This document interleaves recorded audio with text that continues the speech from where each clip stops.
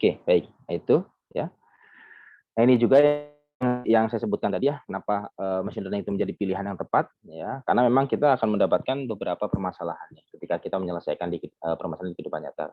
Yang mungkin saja tadi ketika kita punya pakar, namun ketika kita tidak terdapat pakar yang bisa memberikan informasi untuk mengisi knowledge kita, maka ya pilihan machine learning itu digunakan ya. Seperti contohnya adalah navigating on Mars. Maka ya udah robot aja yang dikirim, robot mengkolek data, nah datanya itu yang nantinya akan dipelajari oleh si machine learning. Apakah terkait dengan struktur batuannya, ataukah macam-macam lah ya biasanya kayak gitu kan ya, apa sinar apa lama penyinaran mataharinya, suhunya dan seterusnya. Nah, seperti itu. Ya, ataupun manusia itu tidak dapat menjelaskan terkait dengan kepakarannya, seperti halnya gimana sih caranya kita untuk memahami saya ini sedang berbicara kata-kata makan. Bisa nggak dijelaskan dengan kata-kata atau dijelaskan dengan rumus-rumusan seperti itu. Nah, itu kan sulit ya. Nah, sebenarnya kalau dari segi teknologi dan juga dari segi penangkap suara dan seterusnya itu bisa dipetakan, mungkin itu dalam bentuk sinyal. Nah, sinyal itu yang diproses kan ya. Itu yang katanya dengan speech recognition ya.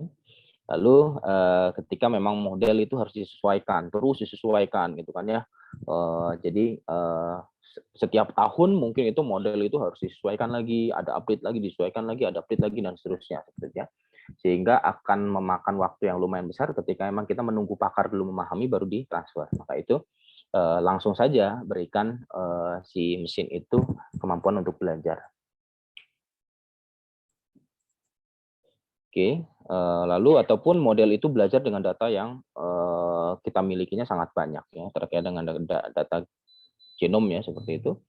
Nah, ini akan lelah ketika memang kita ataupun akan sangat memakan waktu juga ketika kita hanya menunggu ya dari pakar untuk menyelesaikan apa ya ibaratnya menyelesaikan pembelajarannya dia dari data-data yang besar ini ya.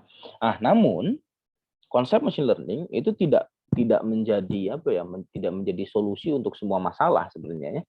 Jadi ada beberapa kasus yang sebenarnya tidak perlu pendekatan machine learning untuk menyelesaikannya. Contoh ketika memang perhitungannya melibatkan perhitungan-perhitungan yang sederhana kayak perhitungan gaji karyawan seperti itu.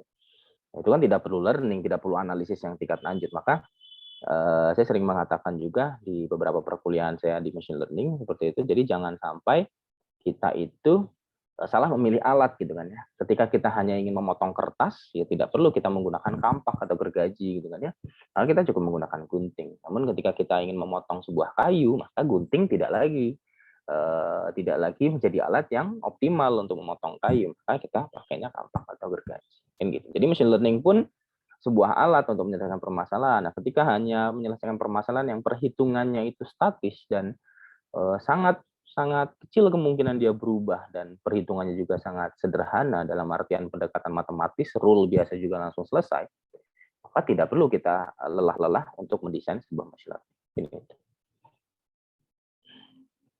Nah, itu yang tadi yang katanya dengan pendahuluan machine learning ya. Sekarang saya bahas juga terkait dengan beberapa prospek ke depannya. Tadi kan kalau ada dua persepsi ketika kita belajar machine learning, ada yang persepsinya masih di bagian tingkat dasar, kulit, dan seterusnya, ada yang tingkat dalam dari segi matematis. Pembahasan yang selama ini saya sampaikan yang sampai dari awal tadi sampai dengan sekarang, itu masih yang tingkat yang sebelah kanan ya, masih tingkat dasar, dan apa prospek ke depannya. Nah, ini adalah ketika memang melihat dari survei yang dilakukan oleh Gartner ya, terkait dengan emerging technology di 2020, karena 2021 biasanya belum keluar, nanti akan keluarnya di awal tahun 2022 biasanya sih ya. Nah, AI ataupun machine learning itu memang masih menjadi top ya. Ada explainable AI sebenarnya ya, AI yang dapat dijelaskan dengan mudah seperti itu, ataupun ada embedded AI. Jadi machine learning ataupun artificial intelligence itu dia dimasukkan ke dalam sebuah embedded ya, robotik dan seterusnya. Nah, itu juga jadi menarik juga. Saya sempat ngobrol juga dengan teman-teman yang ada di Purotera ya, robotik seperti itu, ada beberapa orang. Itu sangat sangat senang biasanya bisa kolaborasi, kami main di AI-nya atau machine learning-nya, nanti robotiknya fokus di microcontroller-nya, sehingga kita bisa join, sehingga kita bisa membuat sebuah smart robot kah ataupun smart device kah dan lain-lain seperti itu. Ini yang masih terus naik ya, ada generatif AI, composite AI ataupun adaptive machine learning-nya. Nah, ini beberapa potensi. Nah, lalu ketika memang lebih fokus lagi di artificial intelligence-nya, maka ada beberapa hal. Di sini ada deep neural net, karena deep neural net itu menjadi, atau deep learning ya, kalau yang dikenal lebih kenal istilahnya deep learning mungkin ya. Nah, deep learning itu menjadi apa ya? Menjadi tren saat ini karena memang kemampuannya untuk menyelesaikan permasalahan-permasalahan yang kompleks seperti itu. Nah, di sini diberikan sebuah integrated circuit yang memang khusus untuk memainkan deep learning. Nah, itu menjadi menarik ketika memang ada sebuah integrated circuit ataupun apa ya, pemproses apa alat chip yang memang bisa kuat untuk menjalankan deep learning ini gitu ya, di mungkin di perangkat robotik ataupun lainnya gitu kan. Nah, ini yang memang menjadi menarik dan saya belum mendalaminya memang. Memang butuh orang-orang yang main di bidang ini gitu. Ataupun Edge AI ya. Jadi AI yang memang bisa diimplementasikan ke dalam perangkat-perangkat yang memang low computational ya. Jadi tidak menggunakan server, tidak menggunakan apa. Jadi bisa langsung apakah itu jam, apakah itu AC dan seterusnya. Dengan deep neural net atau deep learning itu sendiri dan machine learning itu sendiri, yang mana fokusnya sudah agak mulai menurun ya, karena memang pure deep learning ataupun pure machine learning itu agak sedikit menurun karena sudah ada kombinasinya dengan apakah dia dengan hardware-nya, apakah dia dengan komputasi di bagian security-nya atau malah di digital ethic-nya gitu kan ya, di mana digital ethic ini menjadi fokus juga di riset-riset di dunia saat ini. Kenapa? Karena memang machine learning khususnya ya, itu kan dia butuh data. Nah, data itu kadang-kadang menyimpan beberapa hal yang bersifat privasi. Nah, namun itu menjadi bahan untuk diulik lah ibaratnya seperti itu. Nah, di situ ada etika yang memang harus dimainkan terkait kita mengolah sebuah data yang sifatnya privasi. Apakah itu data wajah, apakah itu data aktivitas seseorang di suatu marketplace, ataukah data hasil scoring apa scroll-scrollnya dia di media sosial ataupun apa. Nah, ini beberapa komponen di machine learning harus dipahami juga oleh rekan-rekan sekalian. Dari penyusunnya, kalau di machine learning memang nanti kita pasti akan memahami apa itu data, apa itu feature, dan apa itu algoritma ya. Nah, mungkin juga banyak kan ya yang sempat berpikir-pikir, terus apa bedanya machine learning dengan data mining, dengan data science, ataupun dengan programming biasa. Nah, sebenarnya irisannya saja ya. Jika kita hanya fokus di data dan algoritma, ya, tanpa memahami fiturnya, tanpa lebih dalam lagi bagaimana cara kita mengoptimalkan algoritmnya dan seterusnya, maka kita baru main di data mining. Jika kita hanya fokus di data dan fiturnya saja, tidak bermain algoritma, maka kita bermain data science. Gitu ya. Nah, sedangkan kalau kita bermain di fitur dan algoritma saja, nah itu kita hanya bermain di classical programming. Ya. Dan ketika kita bermain di ketiga-tiganya, maka itulah kita mulai masuk di tahapan eksperimen di machine learning. Jadi tidak perlu saya jelaskan lah ya, data itu apa ya, data kumpulan apa namanya aktivitas kita di suatu platform ya ataupun suatu sistem gitu kan ya. Apakah itu transaksi, apakah itu histori aktivitas kita dan lain-lain gitu ya. Sedangkan feature ini adalah biasanya tabel data kan kita punya kolom-kolom, kita punya variabel gitu kan ya. Nah, feature itu disebut dengan itu tadi kolom, variabel, ya ataupun apa ya komponen-komponen penyusun data lah. Contohnya apa? Oh kalau data mahasiswa maka fiturnya adalah ada NIM, ada nama, dia semester berapa, ada IP, jenis kelaminnya apa, gitu kan ya, dia asalnya dari mana dan seterusnya itu feature. Kan ya. Nah sedangkan algoritma ini adalah ya bagian yang paling penting ya, di mana dia menjadi apa ya, menjadi ya core-nya ya, menjadi core-nya di mana untuk menyelesaikan sebuah permasalahan. Nah, ini beberapa penerapan di machine learning di ini ada autonomous car technology, ada object detection, gitu kan ya.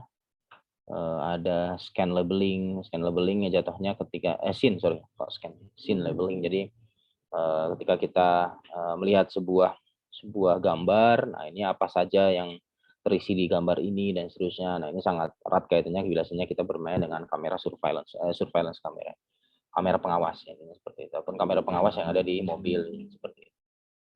Pun speech teknologi yang memang sekarang juga tren ya, apakah Siri, apakah dia Google dan lain-lain ya. Yang intinya adalah kita bisa memberikan sebuah perintah dengan menggunakan ucapan kita ya. dan dia bisa memahami ucapan kita, sehingga ada pemrosesan juga di dalamnya seperti natural language processing ataupun pemrosesan bahasa alami.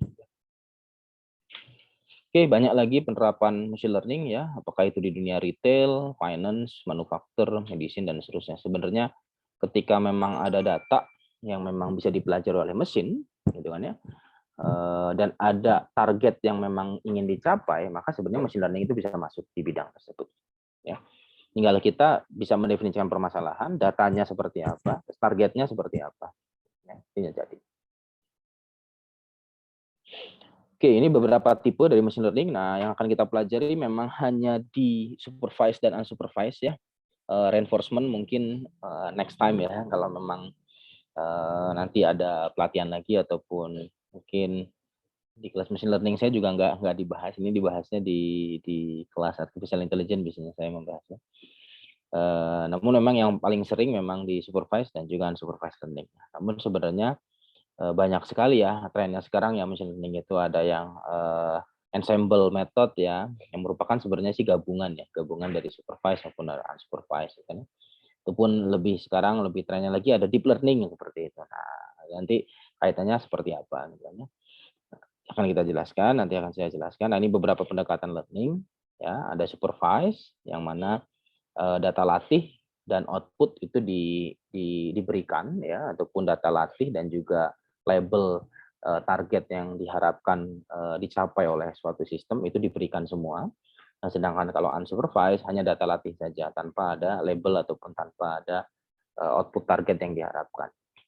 Jatuhnya ya kalau seperti ini kita itu sudah diberikan X-nya, namun kita juga diberikan Y-nya lah seperti itu. Di mana X-nya itu atribut, ya ada X1, X2, X3 dan seterusnya. Atributnya banyak, tadi ya feature lah jatuhnya seperti itu. Dan Y-nya apa? Misalkan. Ya misalkan tadi penyakit gitu kan ya, terkait dengan penyakit. Maka gejala-gejalanya oh dia batuk enggak, panas atau enggak gitu kan ya, demam atau tidak, nafsu makan seperti apa dan seterusnya gitu kan. Maka dia diindikasi penyakit apa. Nah, Y-nya itu adalah label penyakit. Sedangkan unsupervised tanpa Y, dia hanya X saja. Gitu kan ya. Nah, semi supervised learning ini yang tren saat ini, di mana kombinasi antara supervised dan unsupervised ya, di mana ketika kita dihadapkan pada permasalahan yang data set kita itu banyaknya adalah data set yang tidak berlabel, maka kita gunakan data yang berlabel yang sedikit tadi ya untuk menentukan bagaimana data-data yang tidak berlabel tadi ya. Jadi ini kombinasi antara supervised dan unsupervised. Dan yang terakhir ada reinforcement learning yang mana dia mesinnya belajar berdasarkan feedback yang akan dia dapatkan ya. Jadi dia memberikan aksi, lalu nanti dia akan memberikan feedback. Feedbacknya adalah apakah dia akan mendapatkan sebuah hadiah, apakah dia akan mendapatkan sebuah hukuman. Ya, seperti itu. Nah ini hubungan ketika saya tarik garis antara AI, machine learning, dan juga deep learning. Ya, pada dasarnya machine learning itu bagian dari AI ya, di mana AI sangat besar ya. Tadi ada expert system, ada yang memang fokus di neuroscience, ada yang fokus di datanya, ada yang fokus di robotiknya dan lain-lain ya. Jadi AI itu banyak sekali, ada intelligent agent dan lain-lain. Machine learning itu bagian di dalam artificial intelligence yang mana fokus di ability untuk thinking humanly yang berkaitan dengan bagaimana caranya manusia berpikir ya. Dia bisa belajar, dia bisa mengupdate pengetahuannya dan seterusnya. Sedangkan deep learning ini bagian lagi dari machine learning di mana fokusnya dia di neural net. Maka itu nama lain dari deep learning itu sebenarnya juga deep neural net. Jadi kalau kalian cari di Google, kadang kita cari deep learning itu keluarnya deep neural net, atau kadang kita cari deep neural net keluarnya deep learning. Karena pada sana dia pada dasarnya sama. Yang mana dia neural net yang jauh lebih kompleks secara strukturnya untuk menyelesaikan permasalahan-permasalahan yang jauh lebih kompleks juga. Oke, mungkin itu pendahuluan terkait dengan machine learning. Wah, sudah hampir jam 11 ya. Ada pertanyaan mungkin?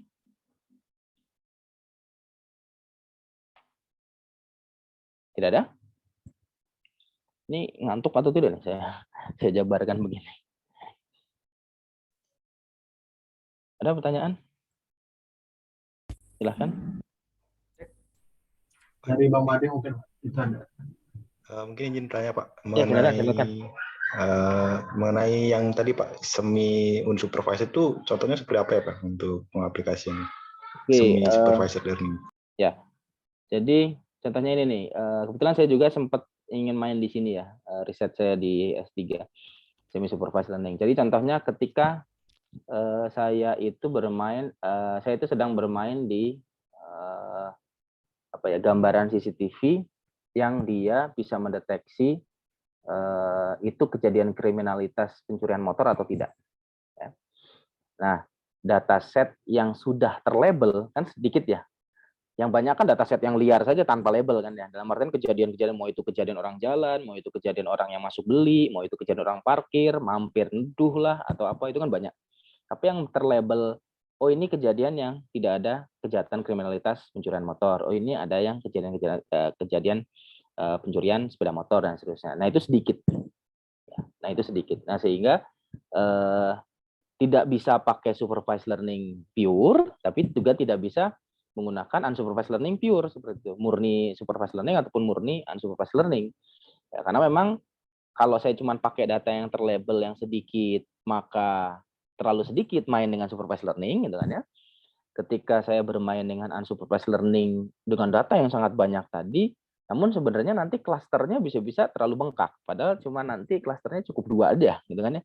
Yang mana apakah ada kejadian kriminalitas dan ataupun ada kejadian kriminalitas seperti itu. Tidak ada atau ada, ini cuma 2. Dengan unsupervised learning kan kadang-kadang sangat besar ya klasternya mungkin yang bisa terbentuk seperti itu. Terlebih kalau kita main dengan densitas seperti itu. Nah, maka penggabungan dua-duanya. Nah, ada beberapa strategi sih di semi supervised learning itu. Nah, salah satu strateginya adalah saya tetap akan learning dari data terlabel yang sedikit tadi, ya, mendapatkan sebuah model awal. Nah, model awal tadi untuk menentukan si unsupervised learning-nya. Untuk menentukan unsupervised datanya. Data yang tidak terlabel tadi. Nah, setelah dapat labelnya tadi, setelah dapat label yang sebenarnya dan label yang hasil predik itu dicampur baru di learning lagi. Jadi kombinasi antara supervised learning, unsupervised learning. Jadi unsupervised learning supervised learning di awal untuk mendapatkan model pertama untuk melabelkan data unsupervised yang sangat banyak tadi, dua data tadi yang terlabel secara sebenarnya dan terlabel secara predik digabungkan untuk di supervised learning. Itu salah satu strategi. Banyak sih strategi lain di semi supervised learning. Mungkin gitu. Mandi. Baik Pak, terima kasih Pak. Paham Pak. Apa saja yang perlu dipelajari? Ya. Saya langsung baca atau Mas moderator yang bacakan? Saya langsung baca aja. Baik. Mungkin saya baca aja mungkin Pak. Ya, boleh. Dari Kak Anbia Senggagau ini ada pertanyaan, apa saja yang perlu dipelajari nih Pak sebelum kita masuk ke machine learning? Yang pertama niat ya. Itu jawaban jok gitu ya. Ya sebenarnya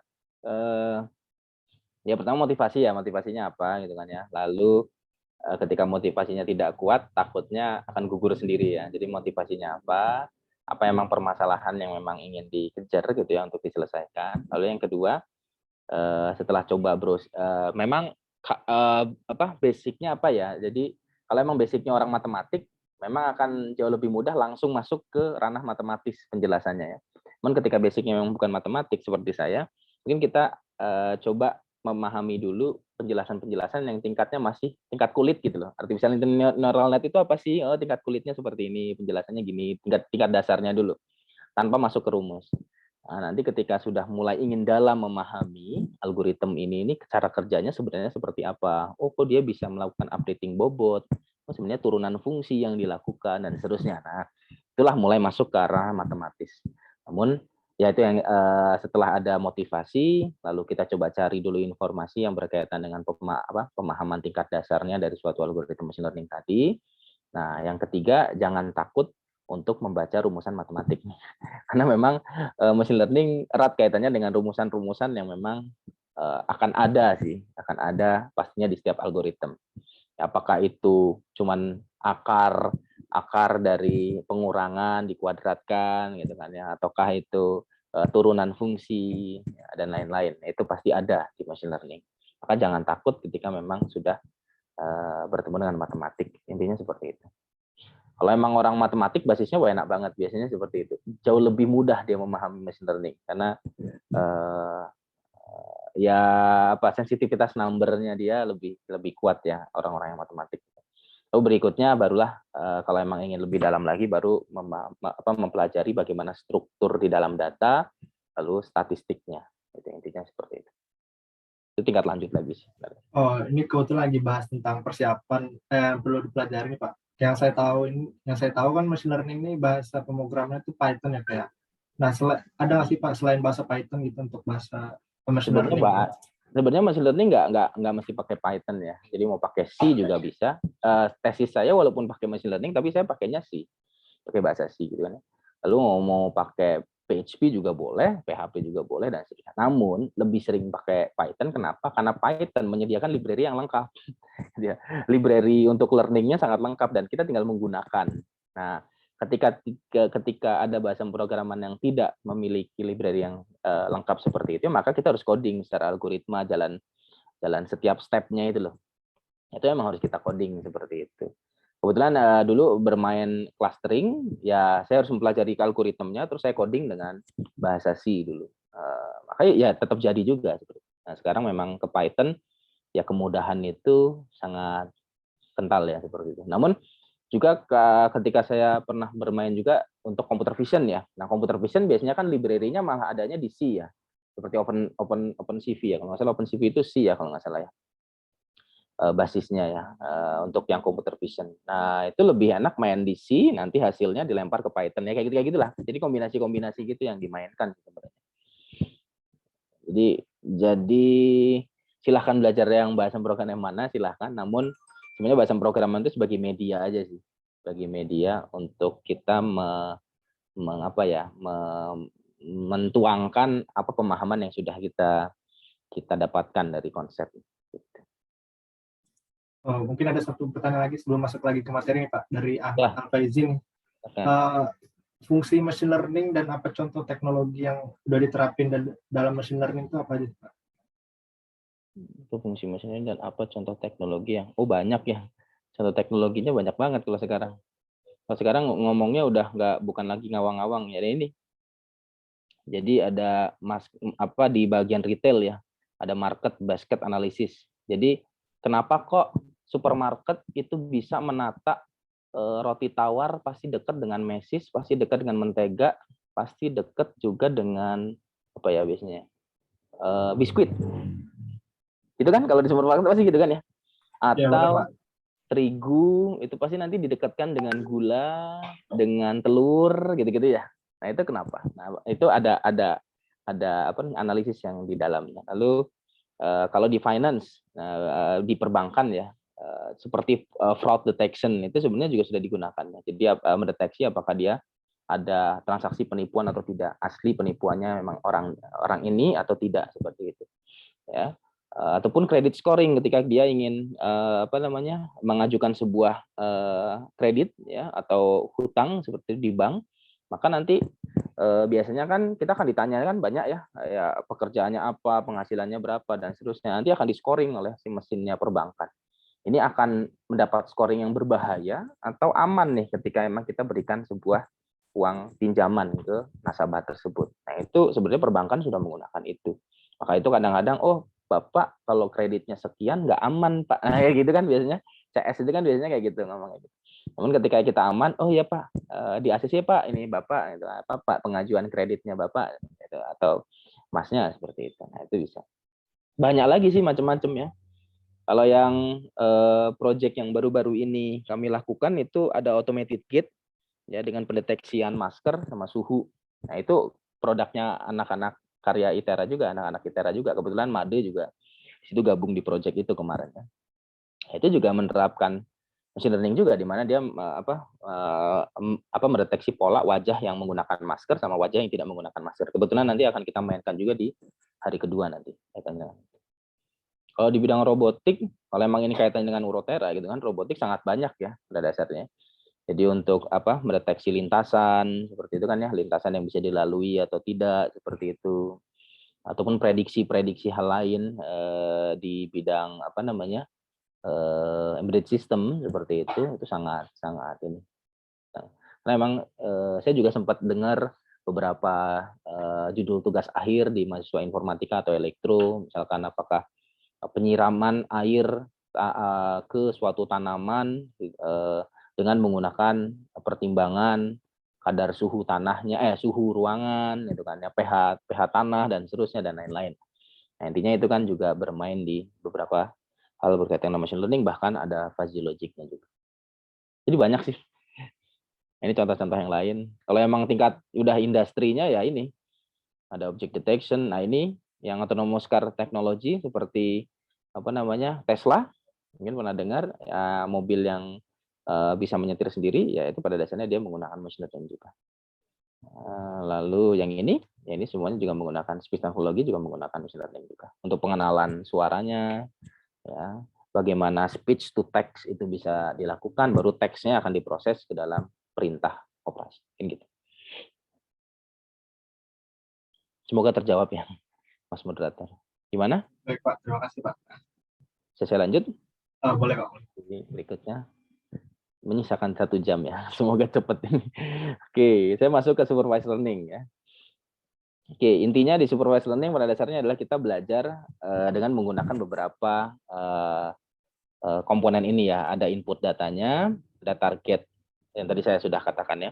Di mana target ini adalah tujuan atau hasil yang diharapkan. Sehingga kita nanti mendapatkan sebuah model. Nah, nanti banyak pertanyaan di sini nih, kayak kami juga melaksanakan workshop, model itu bisa disimpan atau enggak gitu kan ya. Nah, maka itu sebelum saya ditanya, saya sudah siapkan juga nanti di pertemuan hari kedua, modelnya itu bisa disimpan. Nah, sehingga trainingnya tidak perlu dilakukan lagi, tinggal kita gunakan aja modelnya untuk melakukan pengambilan keputusan. Nah, seperti itu. Nanti saya akan simulasikan seperti itu. Karena ketika saya training dulu, kebetulan saya itu kan trainingnya menggunakan citra wajah ya, menggunakan masker atau tidak. Trainingnya itu memakan waktu sekitar 26 sampai 30 menit. Kalau memang koneksi saya bagus, gitu. Google Colab saya koneksinya bagus. Kalau enggak, ya lebih dari itu. Kalau nggak salah training, saya ngetrain itu malam, ya, mendekati tengah malam, aman itu koneksinya. 26 sampai 30 menit lah seperti itu. Nah, dapat modelnya nggak perlu saya training lagi, modelnya saya langsung tinggal gunakan untuk mendeteksi. Nah, untuk di supervised learning sendiri, yang paling populer memang antara klasifikasi dan regresi ya.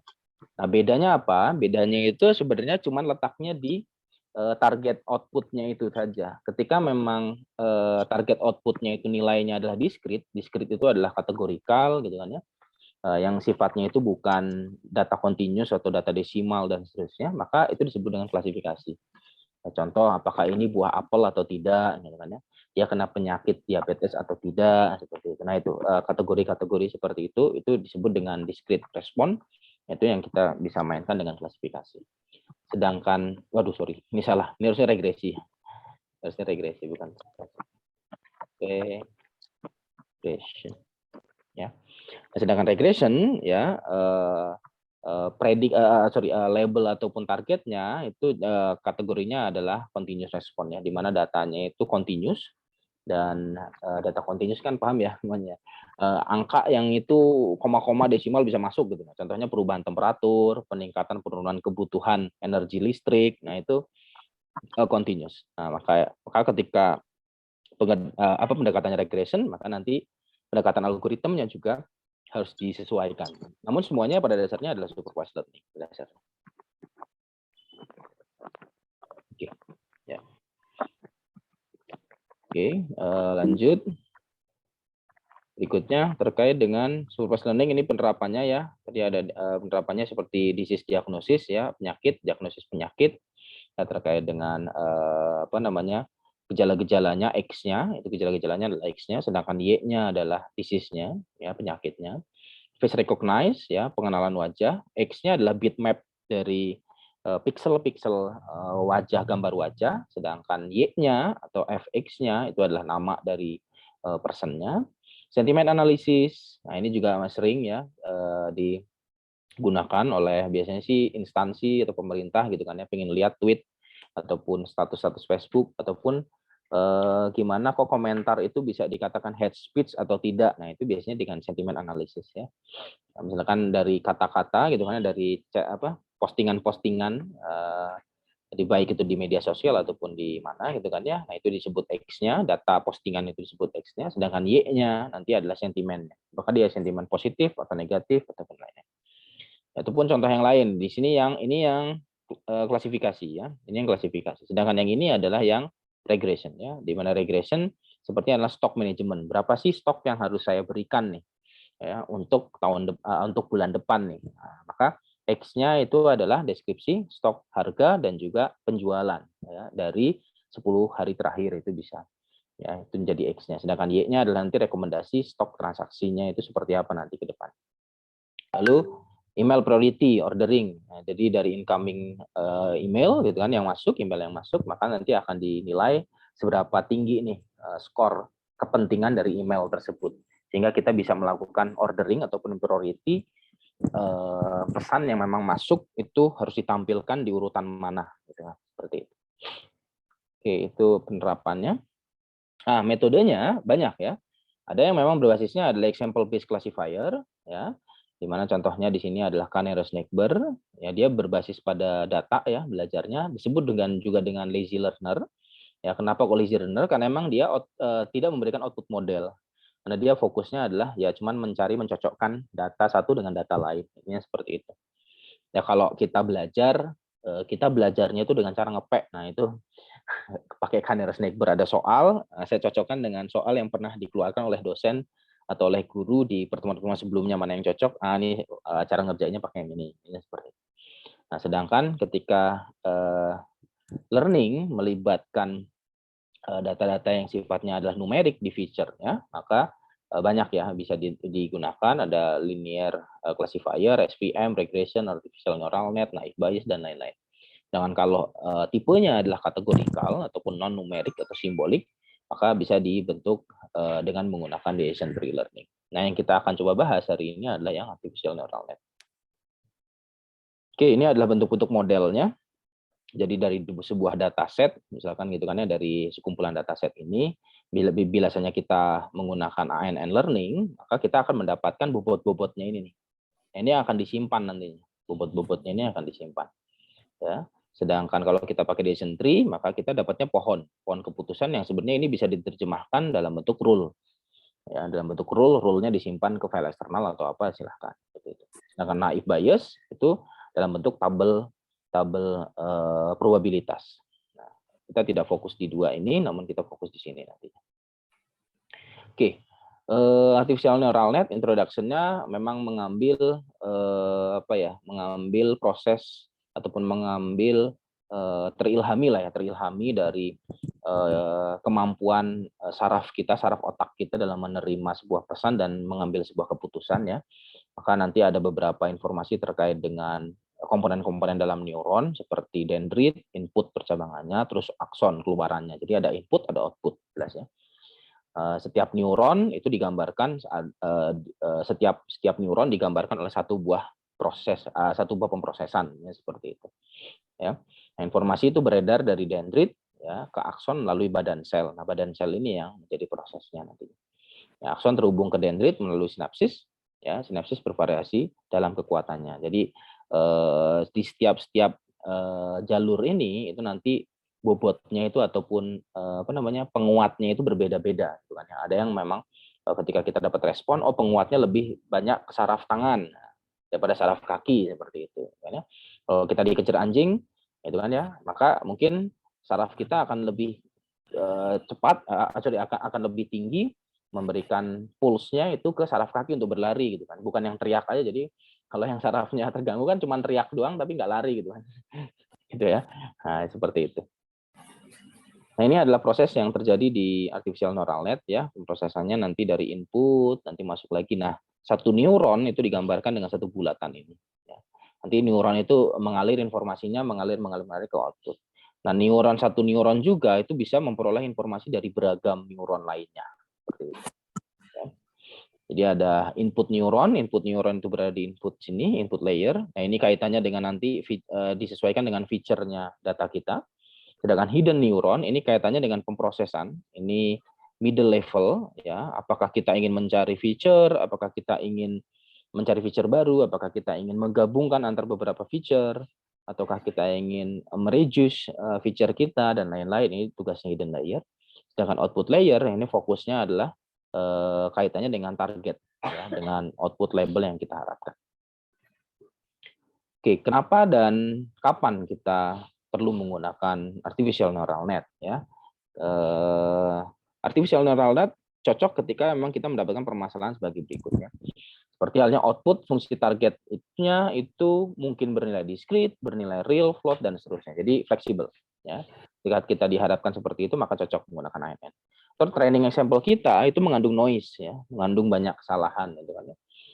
Lalu waktu pelatihan itu tidak menjadi permasalahan. Mau lama, mau sebentar, itu masih bisa diterima semua. Ya, karena memang artificial neural net cenderungnya lama prosesannya. Ya.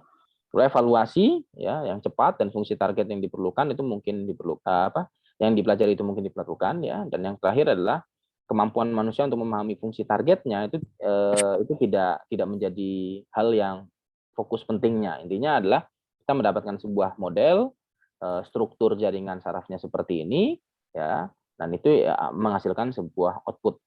Intinya seperti itu ya. Jadi cara membaca cara kenapa kok ini layernya sekian dan seterusnya, nah itu tidak terlalu dalam, tidak penting, itu bisa menggunakan artificial neural.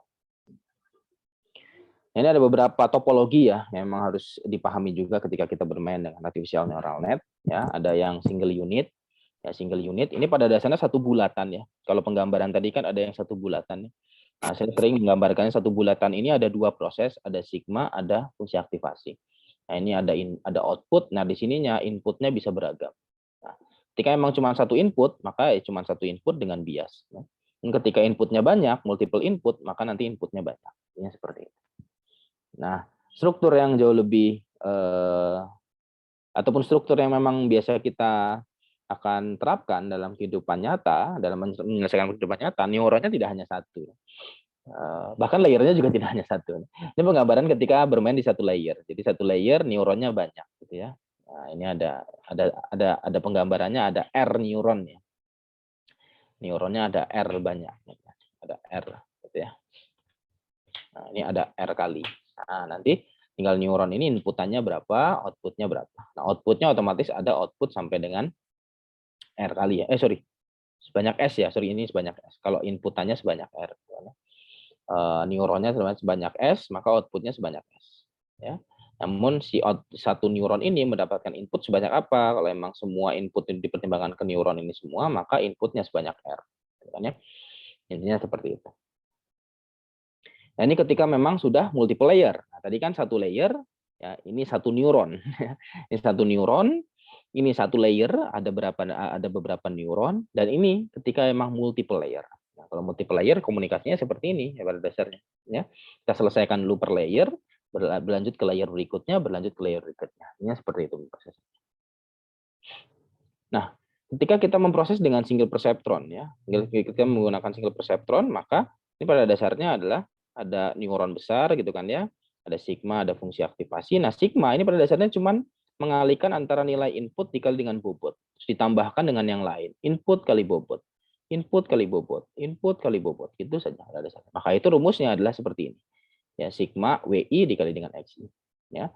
Nah, lalu dimasukkan ke dalam fungsi aktivasi. Fungsi aktivasi adalah merubah nilai ini ke dalam rentang nilai yang kita inginkan. Nah, rentang nilainya seperti apa? Nah, macam-macam ya. Ada yang rentang nilainya, bentar saya maju dulu ke depan ya. Nah, ada yang rentang nilainya kita harapkan linear intinya ya. Mau dia nilainya 10 ya tetap nilainya 10 seperti itu. Atau rentang nilainya kita buat menjadi 0 sampai dengan tak hingga. Ya. Sampai dengan hingga lah ya, sampai dengan berhingga lah intinya seperti itu ya. Nah, maka kita bisa menggunakan ReLU. Ya. Atau rentang nilainya antara 1 sampai dengan -1. Ya, antara itu. Namun dia fungsinya soft gini kan, landai gitu kan ibaratnya. Nah, kita bisa pakai tanha rumusnya ini. Ya, ataupun kita bisa pakai sigmoid, 0 sampai dengan 1. Atau kita pakai softmax ketika memang kita harapkannya nanti probabilitas dari setiap label kelas yang kita harapkan. Nah, tergantung ya kita pakai apa ya, pakai aktivasi apa untuk menentukan label yang memang kita harapkan itu seperti apa ya. Nah, single perceptron pada dasarnya itu penggambarannya sebenarnya cuman membuat sebuah garis lah, intinya seperti itu ya. Buat sebuah garis ya, single perceptron ya. ketika memang multiple neuron, terlebih multiple layer, maka garisnya tidak lagi garis lurus gitu kan, tapi garisnya udah lengkung-lengkung gitu kan, ya, karena memang sudah ditedit. Nah, single perceptron penggambarannya hanya satu garis lurus yang tugasnya membagi daerah antara dua buah kumpulan data misalkan, atau tiga buah kumpulan data kan, seperti itu. Nah, ketika dia dua dimensi penggambarannya seperti ini, kalau tiga dimensi penggambarannya seperti ini ya teman ya. Nah, ketika di kehidupan nyata kita akan sangat jarang menggunakan single perceptron ya. Kenapa? Hanya single perceptron itu biasanya cuma menyelesaikan permasalahan-permasalahan yang sifatnya sederhana ya. Apakah dia hanya operator N saja, operator OR saja, dan seterusnya. Namun ketika kita menyelesaikan suatu permasalahan di kehidupan nyata itu jauh lebih kompleksnya, sehingga biasanya sudah melibatkan multiple neuron, terlebih dia menggunakan multiple layer lagi, ada banyak layer. Nah, biasanya terbagi menjadi tiga kategori. Ada input layer, hidden layer, dan output layer, seperti hal yang saya jelaskan tadi. Pemrosesannya ada beberapa hal yang harus dipahami. Ada ada tiga proses utama sih pada dasarnya. Yang pertama adalah feed forward, dia akan maju ke depan ya untuk mencari outputnya berapa. Nah, dari outputnya yang dihasilkan tadi dicocokkan dengan target yang sebenarnya. Nah, lalulah maka akan terjadi error ya, mungkin akan terjadi error. Nah, error itu yang disebut dengan delta ini. Nah, kita akan melakukan propagasi mundur untuk melakukan pengakumulasian pengakumulasian error yang terjadi di setiap neuron-neuron yang ada. Maka di sini ada error, di sini ada error, ada error, ada error, ada error. Nah, error-error yang dipertimbangkan di setiap neuron ini digunakan untuk melakukan updating bobot. Pada dasarnya gitu. Ya. Kalau rumusan jauh lebih kompleksnya, saya tidak akan jelaskan di pertemuan hari ini karena memakan waktu yang lumayan banyak. Ini tadi ada fungsi aktivasi. Nah, ini beberapa hal yang perlu dipahami ketika kita nanti akan melakukan implementasi di Python ya. Nah, karena memang sebenarnya scikit-learn itu sebenarnya bisa juga bermain dengan artificial neural net ya. Namun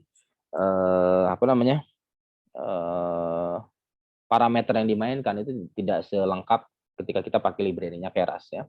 Maka cenderungnya ketika kita main di ANN, terlebih kalau kita main dengan deep learning, maka biasanya kita pakainya Keras. Yang dia juga nanti kaitannya dengan TensorFlow seperti itu.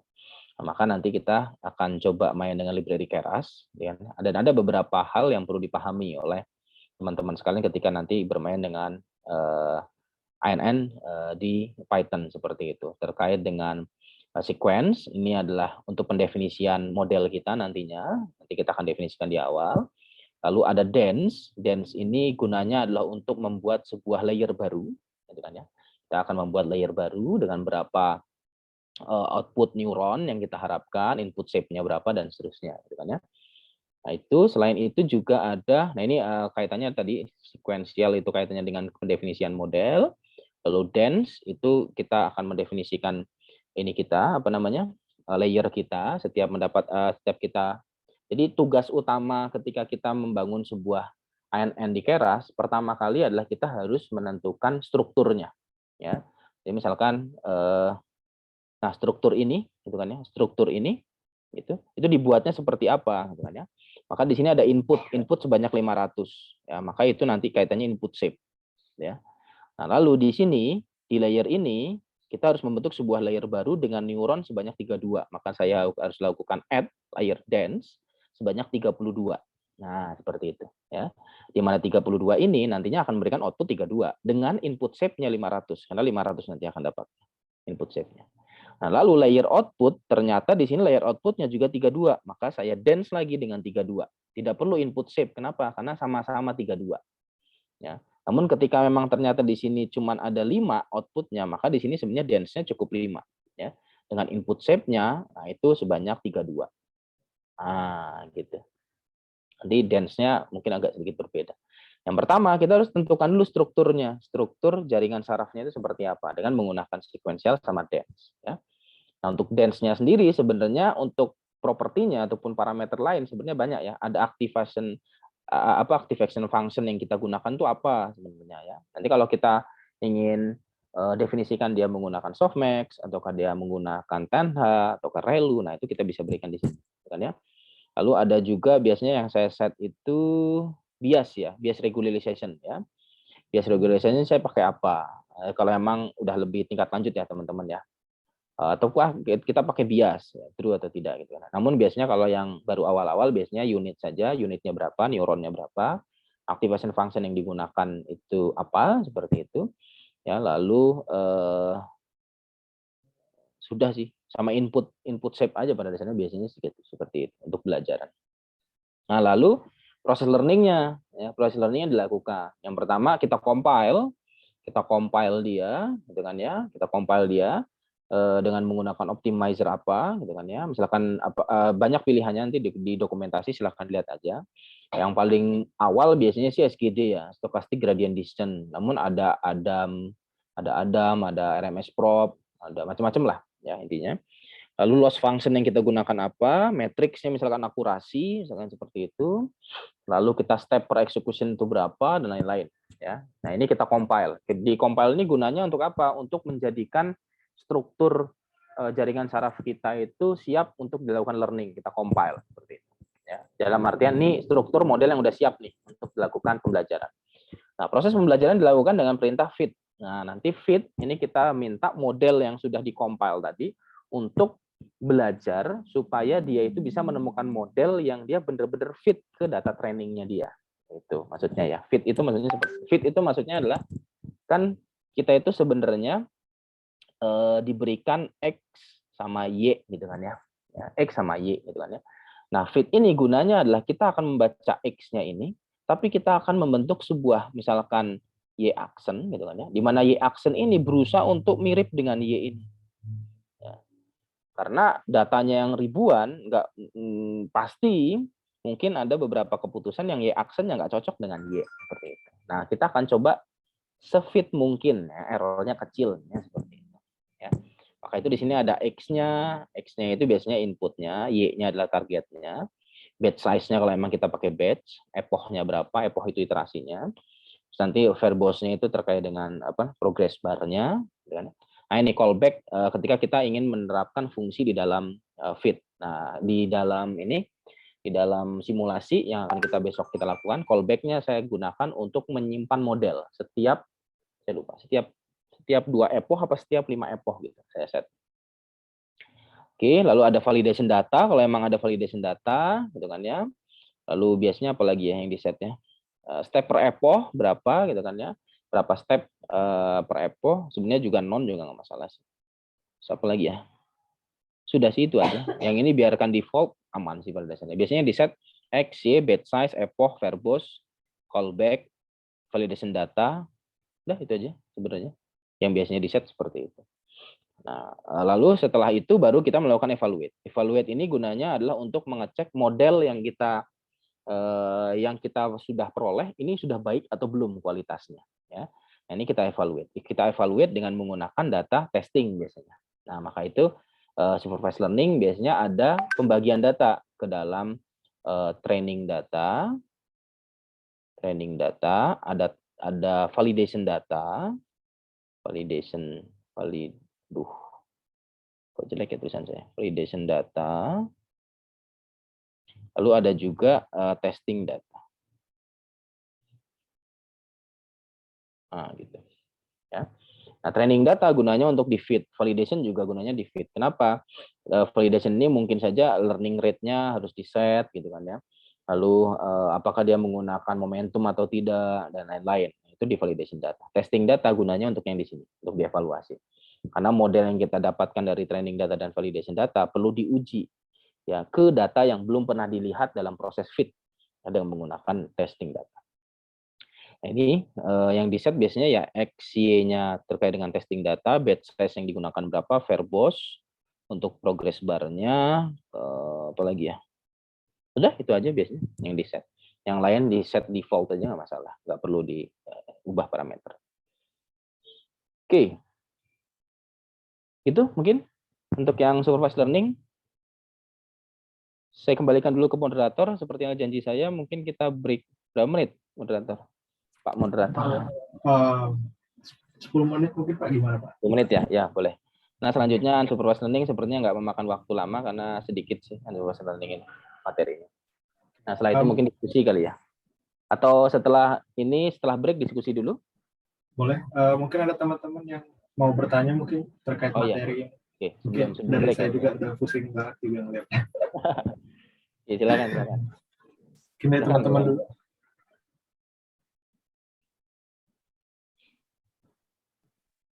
Silakan. Mungkin dari saya dulu deh, Pak. Ya, silakan. Machine learning kan berkaitan banget sama matematik gitu ya, Pak.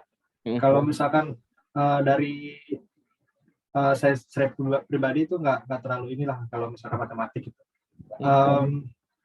Maksud saya pertanyaan saya itu kita yang sebagai orang yang lebih hobi ke programming itu lebih cocok mempelajari tentang fungsi-fungsi yang ada di bahasa pemrogramannya atau juga harus mempelajari matematikanya gitu, Pak?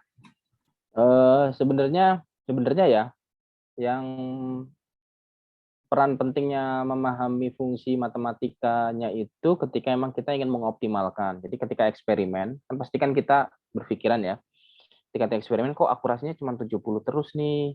Gimana ya cara saya meningkatkan? Nah, mulailah di situ sebenarnya konsep matematik itu digunakan. Oh, mungkin optimizernya harus saya otak-atik nih. Nggak boleh saya pakai turunan fungsi biasa aja nih, harus pakai momentum nih, harus pakai apa nih, dan seterusnya. Nah, sebenarnya itu yang berada di belakangnya algoritma yang harus dipahami, ya, fungsi matematisnya, pendalaman itu, dan seterusnya. Sehingga fungsi matematik, pemahaman terkait dengan fungsi matematik berguna ketika kita sudah masuk ke tahap eksperimen dan kita ingin meningkatkan performance dari algoritma yang kita mainkan gitu. Nah, kalau kita hanya sekedar mengimplementasikan suatu algoritma, ya sebenarnya cukup main di fungsi Python-nya saja selesai, karena fungsi ini doang yang dimainkan, dan nggak ada fungsi matematis kan yang dimainkan. Dan ini ketika di running, ini udah dapat model. Walaupun saya nggak bisa jamin modelnya akurasinya bagus gitu kan ya, karena nanti harus ada penyesuaian kan, seperti itu. Itu sih pada dasarnya. Lalu untuk menentukan ini juga sebenarnya harus ada pertimbangan kan. Nah, seperti itu. Jadi bagusnya memang kedua-duanya. Idealnya memang mempelajari kedua-duanya, baik itu fungsi matematiknya maupun ke fungsi programmingnya. Namun ketika memang terbatas, maka ya kalau yang suka programming, maka ya dia hanya bisa melakukan implementasi ke bahasa pemrograman. Namun ketika mendapatkan hasil, terkadang bingung. Ini terus hasilnya ini mau saya apakan gitu kan. Itu juga saya temui ketika memang saya mendapatkan mahasiswa tugas akhir. Itu guys sering seperti itu. Jadi dia mentok ketika memang, wah Pak, saya nggak bisa Pak menaikkan lagi, akurasinya cuma 65% nih Pak. 65% itu cukup kecil ya kalau di machine learning. Karena machine learning itu biasanya mengejar di angka 80% ke atas ya, untuk akurasinya. 65% nih Pak, bagaimana? Nah, paling nanti saya tanya, kamu udah lakukan belum eksperimen dengan mengubah learning rate, lalu mengubah apa namanya optimizernya, lalu mengubah beberapa parameter lain seperti halnya batch size-nya dan seterusnya. Nah, itu semua bisa dilakukan ketika bisa diberikan ketika memang paham secara matematis, seperti itu sih pada dasarnya. Namun saya pasti paham lah, teman-teman mahasiswa juga ketika ngelihat matematik biasanya pusing duluan ya gitu ya. Ya mungkin bertahap, berjenjang aja, berjenjang. Jadi silahkan diimplementasi. Mungkin nanti kan timbul pertanyaan kan ya, wah kok mentok di sini terus akurasinya. Nah, mulailah dalami gitu, dalami apa sih yang ada di dalam belakangnya algoritma ini, sebenarnya ada apa. Nah, kan pada dasarnya ini kan nggak kelihatan kan, Mas Moderator. Ini kan nggak kelihatan nih. Ya, di Dance 32 input shape 500 ini activation function-nya apa yang digunakan. Gitu kan? Ya emang kita terima beres saja dari Python gitu kan. Terima beres saja dari Python, pokoknya di running. Namun dengan kita definisinya simple seperti ini, ya biasanya hasilnya juga tidak bisa maksimal, biasanya sih gitu. Itu sih dari saya. Kalau misalkan nih, yang tadi Bapak bilang akurasi itu nggak mencapai, misalkan cuma 60 atau 50% gitu. Terus sudah diubah juga nilai-nilai yang ada di parameter-parameter fungsinya gitu, Pak. Tapi ternyata masih nggak dapat nih, Pak. Pernah nggak Bapak sendiri dari yang pernah Bapak coba itu mengubah justru algoritmanya gitu, Pak? Oke. Pernah nggak? Itu sebenarnya udah eksperimen machine learning tingkat lanjut ya pada dasarnya. Jadi itu ada strateginya sebenarnya ya. Jadi kan kalau kita bermain eksperimen machine learning, jadi ada human level, ada apa namanya, training score gitu ya, training score, ada validation score, lalu ada testing score. Kita lemahnya di mana? Misalkan dari human level itu ternyata seharusnya kita harapkannya ekspektasinya itu 80% akurasinya, misalkan ya. Nah, maka ketika training score-nya ini sudah mencapai 79%, tapi jatuh di testing 50%, maka kemungkinan besar distribusi data yang dimiliki di testing itu berbeda dengan distribusi data dimiliki oleh training. Nah, training kan kita bisa ukur juga ya. Setelah di-train dengan ini, setelah di-train dengan fit, kita lakukan evaluate, tapi evaluate-nya dengan data training. Kita bisa. Kan kita evaluate ini, kita definisikan XY-nya terserah kan. Kita pakai data apa. Kita bisa aja evaluate dengan data training. Pasti besar itu. Pasti besar. Ya, nah, ini kita bisa evaluate. Itu kan ya, kita bisa evaluate berapa. Nah, ketika emang gap-nya ini terlalu tinggi, maka kemungkinan distribusi datanya yang salah. Distribusi data untuk data training dan distribusi data untuk data testing itu salah. Maka kita benahi distribusi datanya.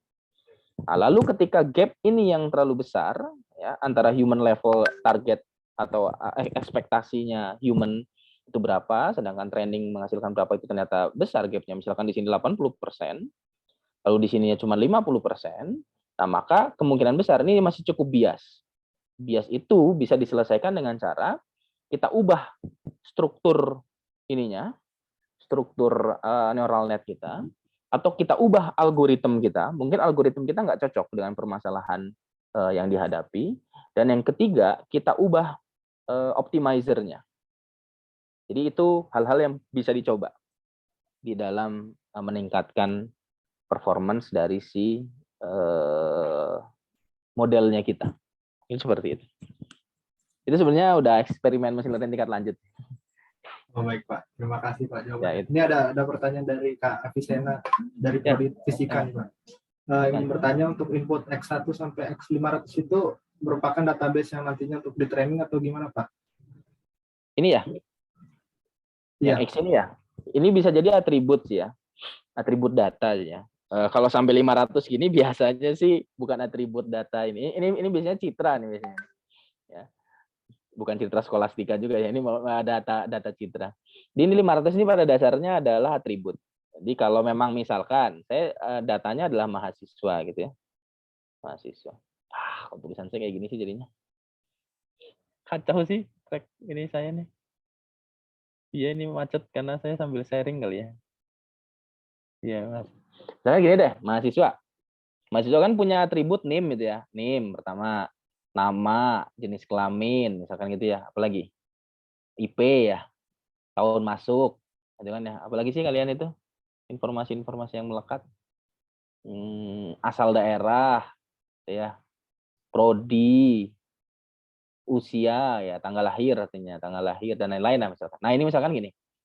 Nah ternyata satu data itu punya atribut yang mau diproses ada 1, 2, 3, 4, 5, 6, 7, 8. 8. Maka X-nya itu akan ada 8. Ada X1, X2, X3 sampai dengan X8. Gitu. Jadi atribut yang melekat di satu buah data. Nah itu adalah X-nya. Nah setiap training itu sebenarnya melakukan pemrosesan untuk setiap data. Jadi satu data dilakukan pemrosesan, nanti balik lagi. Di data yang kedua, balik lagi. Data ketiga, kalau yang gambaran di sini ya. Gambaran yang di sini nih. Nah ini nih. Gambaran di sini ini sebenarnya untuk satu data gitu ya. Lakukan feed forward, dapetin error. Nah nanti apakah dia langsung update bobot? Nah nanti lakukan. Kalau kayak gini biasanya sih incremental gradient descent ya. Nanti data kedua lakukan lagi gitu. Jadi X1, X2-nya ini atribut yang melekat di suatu data. Semoga terjawab ya. Oh baik Pak, ini ada satu lagi nih lanjutannya Pak. Kemudian untuk setiap layer itu punya program metode yang beda atau sama Pak? Kalau program atau metodenya sama, karena memang kita ini pakainya neural net. Namun activation function-nya mungkin bisa beda, bisa itu. Jadi misalkan tapi satu layer yang sama ya, satu layer yang sama tetap harus satu activation function yang sama. Misalkan di sini nih, ini misalkan ini kita pakainya linear. Nah, lalu yang ini kita pakainya sigmoid. Nah, di sini kita pakainya softmax. Boleh seperti itu. Nah, dan itu bisa kita definisikan di ketika kita melakukan dance. Nah, di sini kita dance, activation function-nya apa yang mau kita mainkan? Mau apa namanya? Mau sigmoid kah? Mau relu kah? Mau tanha? Mau softmax dan lain-lain. Di sini pendefinisiannya.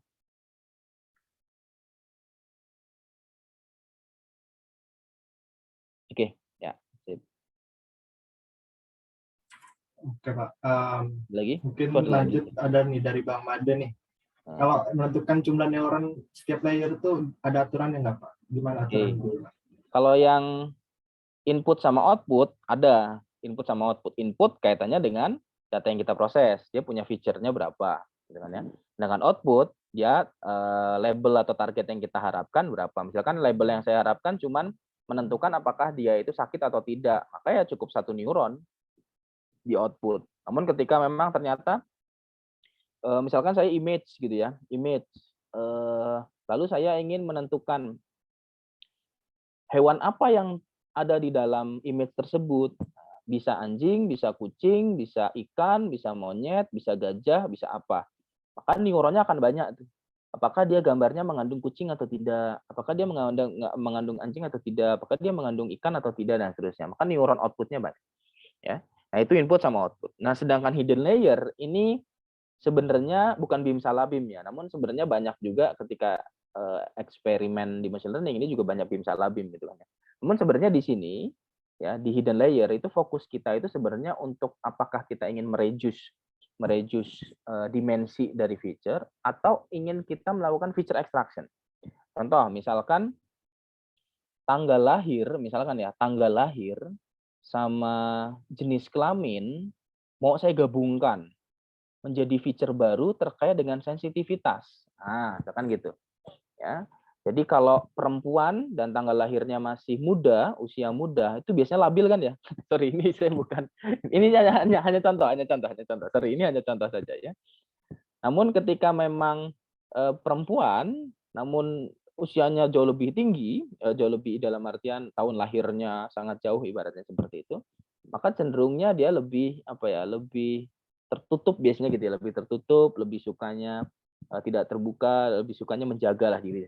Nah, kalau laki-laki juga sama. Kalau laki-laki misalkan laki-laki yang usianya muda, misalkan dalam artian tahun lahirnya itu dekat ke sini, mungkin dia tidak bisa diajak serius misalkan gitu. Nah, lalu kalau yang laki-laki terus usianya jauh gitu kan ya, maka dia mungkin ininya apa namanya wibawanya tinggi. Nah, kepribadian itu saya dapatkan dari penggabungan antara usia dan jenis kelamin. Maka ini masuk ke dalam hidden layer 1. Nah, itu sebenarnya pertimbangan-pertimbangan analisis tingkat lanjut ketika kita ingin menentukan berapa neuron yang cocok untuk di sini, berapa neuron yang cocok untuk di sini. Nah, lalu ketika kok 1 neuron tapi kan dapat label dapat bobotnya semua. Iya bisa. Ini yang neuron ini dapat bobot juga dari sini. Tapi kan kita bisa set. Ini bobotnya kecil, ini agak besar, ini kecil gitu. Bahkan mendekati 0 dah bahkan. Kalau 0 kan artinya tidak memberikan efek, gitu ya. Karena kan sesuatu nilai dikali dengan bobot 0 kan. Tidak akan memberikan efek apapun. Itu. Jadi sebenarnya penentuan neuron di hidden layer itu pada dasarnya apakah kita ingin mereduce ya, ataukah kita ingin melakukan feature extraction, dalam artian kita akan melakukan menemukan sebuah feature yang memang itu hasil kombinasi dari feature-feature lain. Ini seperti itu. Nanti penggabungan lagi, perlu nggak nih saya gabungkan dari hidden layer yang kedua, dari hidden layer yang 1 ke hidden layer yang kedua. Misalkan kepribadian dengan apa menghasilkan, apakah dia cocok atau tidak untuk menjadi seorang pemimpin atau tidak. Namun itu sebenarnya masih neuron di hidden layer. Yang ujung-ujungnya adalah di output terakhir, apakah dia cocok menjadi ketua urotera atau tidak. Misalkan gitu. Ya. Nah, ini kepemimpinan misalkan. Nah, ini faktor kepemimpinan dan seterusnya. Terbayang nggak ya? Semoga terbayang. Kalau pakai kasus-kasus gitu. Ya, Pak. Gimana Bang Made? Cukup terjawab apa masih ada yang mau tanyain Bang Made? Terjawab, Pak. Terbayang ya? Ya nanti kalau ada permasalahan di tugas akhir atau apa, tinggal disesuaikan aja. Feature yang mau dicari apa gitu. Feature yang mau dikombinasikan apa? Terima kasih Pak. Buat yang lain ada yang mau tanya lagi teman-teman yang lain? Mungkin.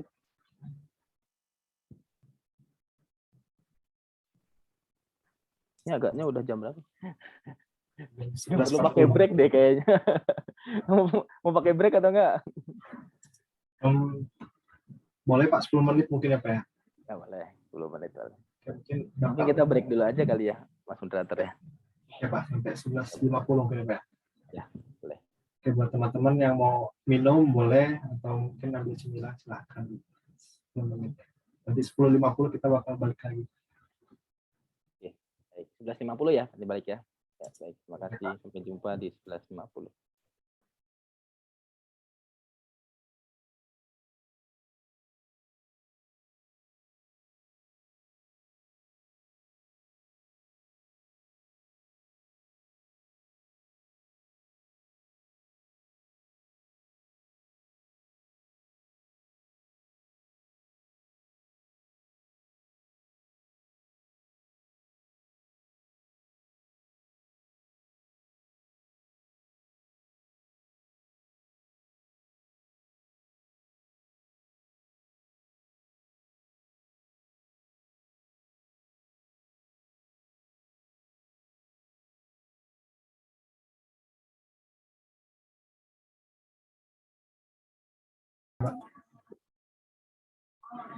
Baik, kita mulai lagi ya.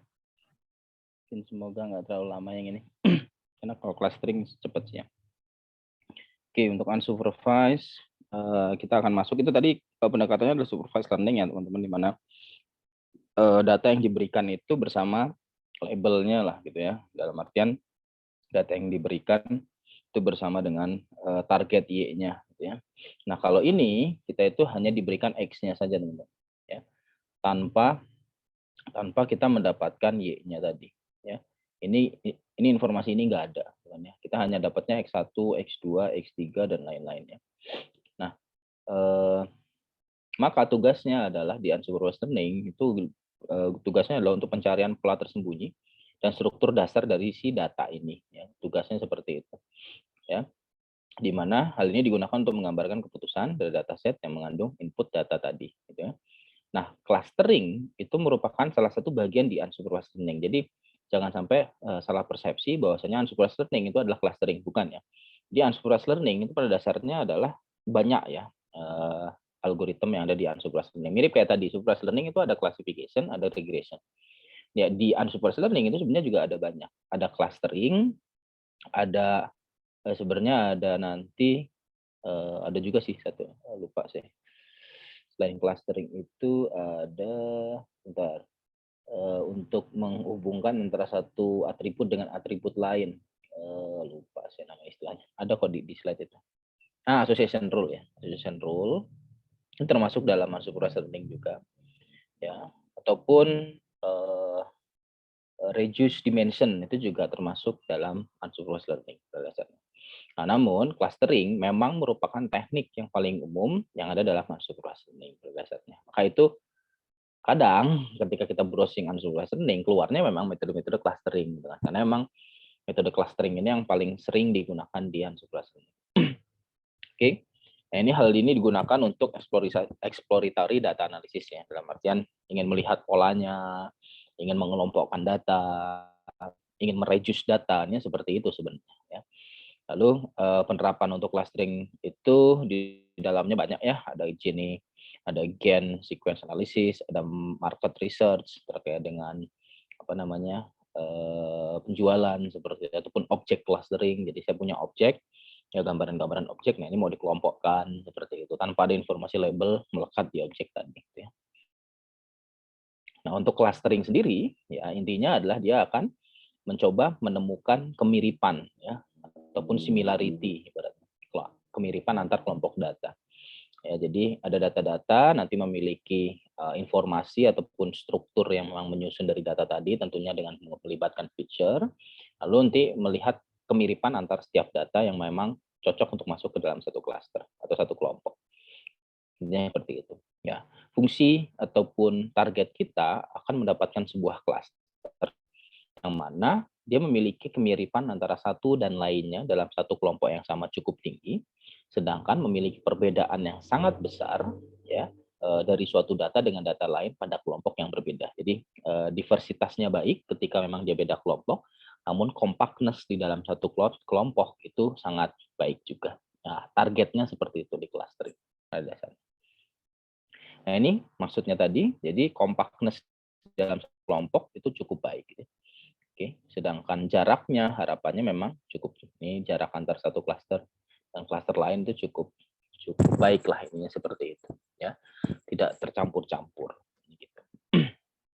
Oke, ini yang saya katakan tadi terkait dengan kualitasnya. Jadi ada intra-class compactness ya, intra-class compactness yang biru ini. Jadi semakin kecil kompak ya, gitu ya.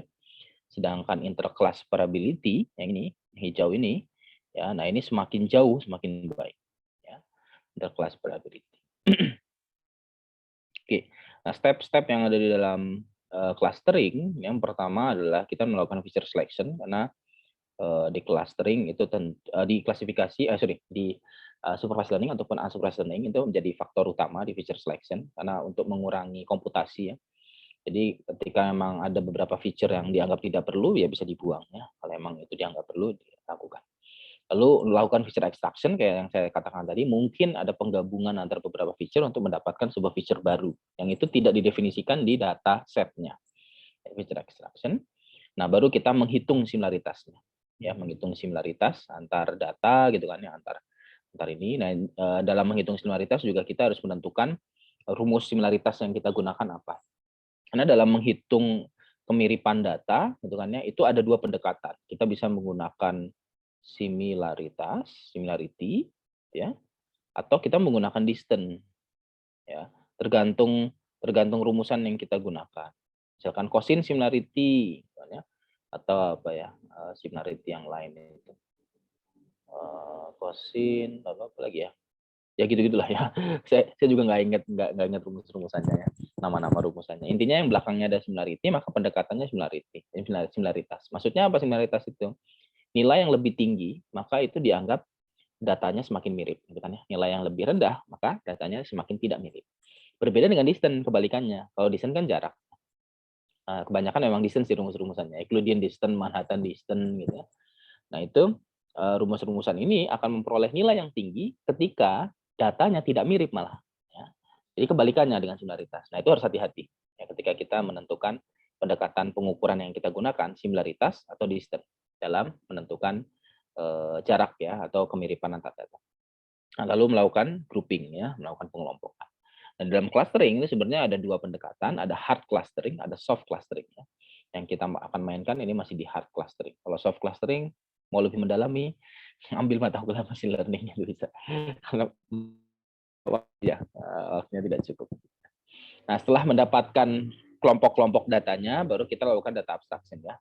Kelompok-kelompok data tadi kita labelkan, ini kelompok data apa. Seperti market basket analisis atau apa segmentasi pasar gitu kan ya. Maka mungkin nanti kita akan labelkan, oh ini adalah customer yang berpotensi untuk membeli barang-barang yang mahal, ini customer yang berpotensi tengah, oh ini customer yang barang-barang seperti itu ya. Lalu kita bisa juga mengukur kualitas dari hasil cluster. Oke, nah ini perbedaan antara supervised dan unsupervised. Kalau supervised kita dikasih tahu ini kumpulan data, ini merupakan label apa. Ini kumpulan data, ini merupakan label apa. Tugas kita adalah untuk menemukan sebuah model ya yang nantinya bisa menentukan ketika ada gambar baru, kita tentukan ini label ini atau label ini atau label yang lain seperti itu. Ya, sedangkan unsupervised learning kita nggak dikasih label, pokoknya kumpulan data gini aja. Terus kita diminta untuk mengelompokkan, oh mana-mana aja gambar yang mirip, oh ini mungkin mirip dengan ini mungkin coraknya mirip dengan ini mungkin coraknya mirip dengan ini, gitu kan ya.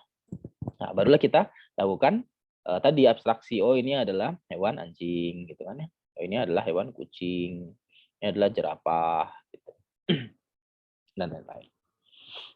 Oke. Nah, lalu dalam melakukan pengelompokan kita juga harus mengetahui terkait dengan representasi pusat klasternya ibarat atau merepresentasikan klasternya. Nah, ada yang merepresentasikan dengan menggunakan centroid. Kalau sentro itu titik tengah. Jadi dia akan mengambil rata-rata nilai. Kalau ini adalah satu kelompok, maka akan mencari titik tengahnya. Ya.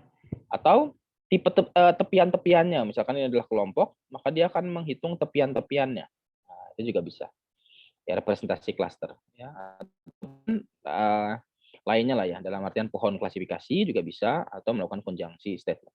Ya, cuman ini agak lumayan memakan memori ya. Yang paling murah memang sebenarnya yang paling sering digunakan itu centroid, pusat cluster ya, titik rata-rata. Nah, tipe-tipe di metode clustering itu sebenarnya banyak banget ya, banyak banget ya. Jadi ada yang paling mudah, yang kalau mau belajar awal sebenarnya sih K-means ya, tapi terlalu mudah sih seharusnya. Jadi ada partitioning base, ada hierarchical base, density base, grid base, sama model base. Nah, yang kita akan coba mainkan itu di nanti besok di eksperimen atau eksplorasi besok itu adalah di B-scan yang merupakan pendekatan densitas. Nah, ini penjelasan-penjelasan tadi metode partitioning itu ngapain sih ya pada dasarnya. Jadi dia metode partitioning itu adalah mengidentifikasi partisi ya dengan mengoptimalkan kriteria pengelompokan yang dilakukan ya, bisa menggunakan square error ataupun absolute error. Ya, di mana fokusnya adalah melakukan partisi, membagi-bagi lah intinya. Nah, K-nya itu udah ditentukan dari awal. Misalkan saya ingin membagi data menjadi 4. Ya udah, pokoknya setiap iterasi 4 terus saya kelompokkan. Nah, tinggal saya cari 4 kelompok terbaiknya itu mana. Ya, itu tugasnya partitioning. Dengan hierarchical, yaitu fokusnya adalah dia akan melakukan pengelompokannya berjenjang gitu kan. Satu persatu saya akan cek gitu. Lumayan lama ya kalau satu persatu saya akan cek mana yang mirip itu saya gabungkan dulu, nanti mana lagi yang mirip lagi saya gabungkan lagi, mana lagi yang mirip lagi saya gabungkan lagi, itu hierarchical. Lalu kalau densitas berkaitan dengan kepadatan ya, namanya juga densitas, density. Jadi sesuatu area yang padat itu menjadi satu cluster. Nanti grid ada lagi. Grid ini kaitannya dengan informasi yang ada dalam satu sel, kan ya. Sedangkan model nanti informasi yang berkaitan dengan informasi-informasi statistik yang melekat di pengelompokan. Nah, terkait dengan densitas, nanti kita akan dipengaruhi oleh beberapa parameter ya, di mana kepadatan pasti nanti akan dipengaruhi oleh radius kepadatan yang kita pertimbangkan, dan berapa minimal point yang memang kita pertimbangkan itu sudah dianggap padat. Nah, itu harus kita tentukan. Nah, misalkan gini, minimal poinnya 4, maka ketika densitasnya itu P, ini ya, misalkan densitas dari core titiknya adalah P, maka itu dianggap padat. Ya. Kenapa? Karena memang dia sudah berada pada minimal point 4, lebih padat lagi. Namun key dengan core-nya key itu ternyata dalam area dengan epsilon ini cuma ada 3 nih, ya ininya anggotanya di dalam areanya key. Maka key itu dianggap kepadatannya rendah. Maka cenderungnya nanti akan menjadi core adalah P, ya menjadi core dari si penentuan kepadatannya seperti itu. Nah, di B-scan itu merupakan varian dalam density base ya. Kepanjangannya adalah density base spatial clustering for application with noise. Ya, di mana di B-scan itu memulai dengan sembarang titik P dan memberikan info semua kepadatan titik yang dapat diraih. Itu density reachable ya. Ya, di mana dari titik P dengan pertimbangan epsilon dan juga minimal point. Maka nanti dalam di B-scan ketika kita implementasi dengan keras juga ada 2 parameter ini yang perlu kita definisikan. Dan perlu kita cari nilai terbaiknya berapa. Ya. Nah, ini definisi aja, sebenarnya bisa dibaca nantinya. Namun saya langsung jelaskan by gambar aja. Nah ini ya. Jadi ada directly density reachable. Jadi M ini dianggap densitasnya padat ya ketika memang sudah melebihi berapa, misalkan M-nya berapa sih?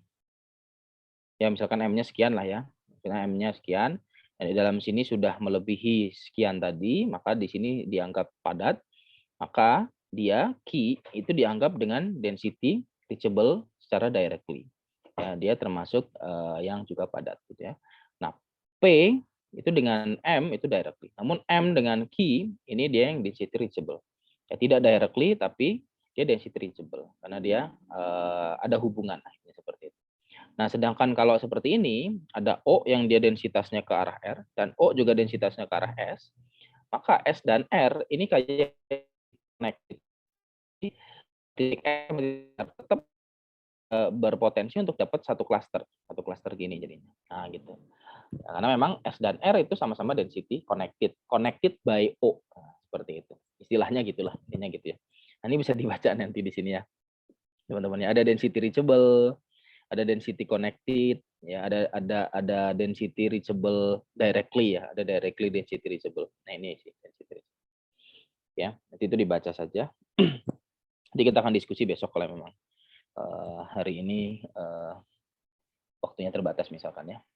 Oke. Nah, ini contoh penerapannya dari di Biscan, ini ketika original point-nya, namun ketika di Biscan dilakukan, maka nah ini satu cluster. Yang ini akan jadi satu cluster, sedangkan merah sama biru, yang merah itu outlier, biru itu jadi border ya, tepian-tepian, yang mungkin akan jadi noise pada dasarnya gitu. Nah, ini contoh soalnya juga ada sih di Biscan ya. Jadi misalkan saya pakai epsilonnya 2, di minimal point-nya 2 ya. Nah, bagaimana klaster yang terbentuk dari si A ini gitu ya. Dari kumpulan data ini. Jadi datanya saya ada 8 misalkan gitu kan ya. Di mana 8 data ini punya 2 atribut setiap datanya. Ini atribut 1, atribut 2, misalkan gitu ya, X1, X2. Oke. Nah, matriks jaraknya itu misalkan ini gitu ya. Nah, ini saya lupa ini dihitungnya pakai apa ya? Euclidean distance atau apa. Dicoba aja, jangan pengen cek jarak antara A1 dengan A2. Kenapa 25 gitu kan ya. Maka dicek aja apakah Euclidean atau tidak. Jarak A1 dengan A2 gitu kan ya. 2 dikurangi 2 kuadrat itu kan ditambah 10 dikurangi 5 kuadrat. Sama dengan akar 5 kuadrat. Akar 5 kuadrat. Akar 5 kuadrat harusnya 5. Oh, ini artinya Manhattan ya. Kalau Manhattan nggak pakai akar ya, pakai absolut ya. Jadi absolut 2 min 2 kuadrat. Bagaimana? Dia ada informasi ininya nggak sih? Oh, nggak ada ya. Ya kayaknya dia pakai Manhattan. 10 min 5 kuadrat ya. Dimutlakkan. Oke. Ini sama dengan 25 ya. Salah ya, 25.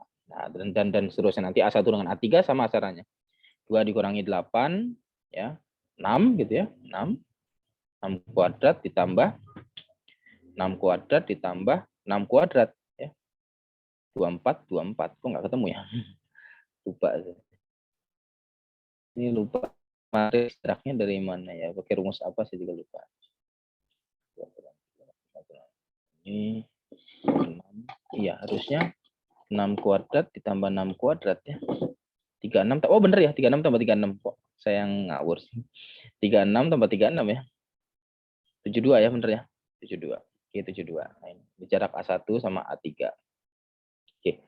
Ya, pakai Manhattan artinya bener. Pakai Manhattan. Jadi X1 dikurangi X1 dikuadratkan ditambah X2 dikurangi X2 dikuadratkan gitu ya.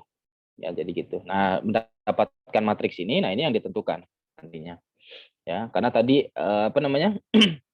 Kita pakai nilai epsilon dan minimal point-nya 2 ya. Maka kita harus mencari jarak yang dia itu maksimalnya 2. Nah, A1 maksimal 2 kemana? Nggak ada. Artinya dia sendirian pasti nanti. A2 jaraknya berapa? Nggak ada yang di bawah 2 atau sama dengan 2. A3, nah ini ada nih. A3 punya teman yang jaraknya maksimal 2 yaitu A5. Nah, selanjutnya karena ini adalah directly density, maka kita teruskan untuk pencariannya ya. Nah, A3 dengan A5 ini satu kelompok di mana dia menjadi satu core. Bisa satu core dengan minimal point 2 kan ya, gitu ya. Nah, A5 dilanjutkan, A5 pencarian. Nah, A5 ada juga dengan A3 sama kayak tadi. Nah, A5 juga dengan A6. Jadi nanti antara A3, A5 dan A6 ini memiliki hubungan ya. Dan ini kemungkinan akan menjadi satu klaster gitu. Ya, A5, A3, A6, A6, A3, A5. Ini menjadi satu klaster. Sedangkan A4, A8, kita lihat A4. Nah, ini 2 dengan A8. A8 kita cari lagi. A8 ternyata cuma dengan A4 ya. Maka karena memang kebetulan titik minimal poinnya untuk satu klaster adalah 2, ya kebetulan masuk juga A4, A8. Ya, jadi satu klaster. Jadi untuk klaster yang terbentuk sebenarnya ada 2. Klaster A4, A8 dengan klaster A3, A5, A6. Sedangkan A1, A2, A7 yang cuma sendiri-sendiri ini menjadi outlier, tidak menjadi klaster. Ya, jadi data-data outlier. Oke. Nah, ketika epsilonnya saya naikkan menjadi akar 10, nah nanti akan berubah lagi. Ya, penggambarannya seperti ini. Yang awalnya kan gini ya tadi ya. Ini yang pakai epsilonnya 2. Ya, satu kelompok ini outlier. Nah, namun ketika epsilonnya dinaikkan, maka tentu pertimbangan areanya, radiusnya akan lebih naik. Ya, maka ini kemungkinan akan jadi satu klaster. Maka akan terbentuk 3 buah klaster. Ya, seperti itu, teman-teman. Oke, nah ini ketika memang nanti di Basecamp akan diterapkan di Keras, kita pakai scikit-learn library-nya. Nah, ada beberapa parameter yang memang harus kita tentukan. Yang pertama epsilon, tadi kan sudah ya. Lalu minimal point yang memang kita pertimbangkan. Lalu matriksnya, matriks jaraknya apa yang kita mainkan. Ini pakainya Euclidean distance. Kalau pakai Manhattan, Manhattan. Kalau yang ini sepertinya saya set umum aja sih. Default aja kalau yang ini saya biasanya. Nah, nanti outputnya dia itu bisa memberikan beberapa informasi ini. Terkait dengan label. Biasanya sih yang diambil label sih ya.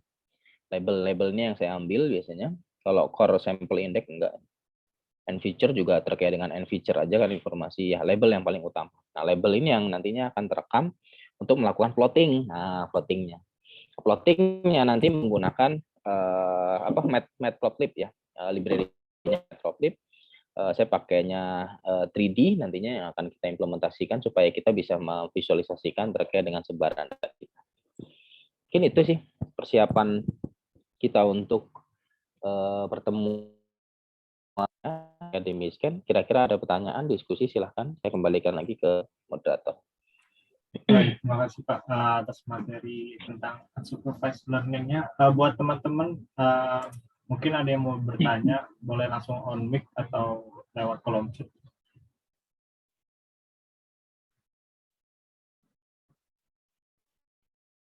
Sudah pada telah kayaknya. Udah mulai pusing sih Pak sebenarnya lihat angka-angka ini. Oke.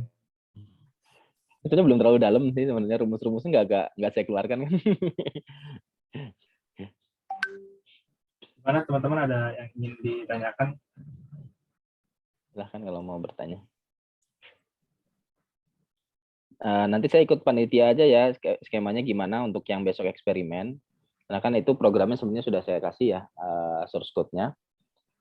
Apakah besok nanti tinggal saya running aja sembari saya jelaskan setiap komponennya, terus langsung tanya jawab juga nggak apa-apa, lebih enak diskusi memang. Memang itu tinggal running, namun yang proses training di supervised learning sepertinya nggak bisa langsung saya execute karena itu memakan waktu lama sih. Namun modelnya saya simpan, terus saya gunakan nanti di langsung deteksi wajah aja.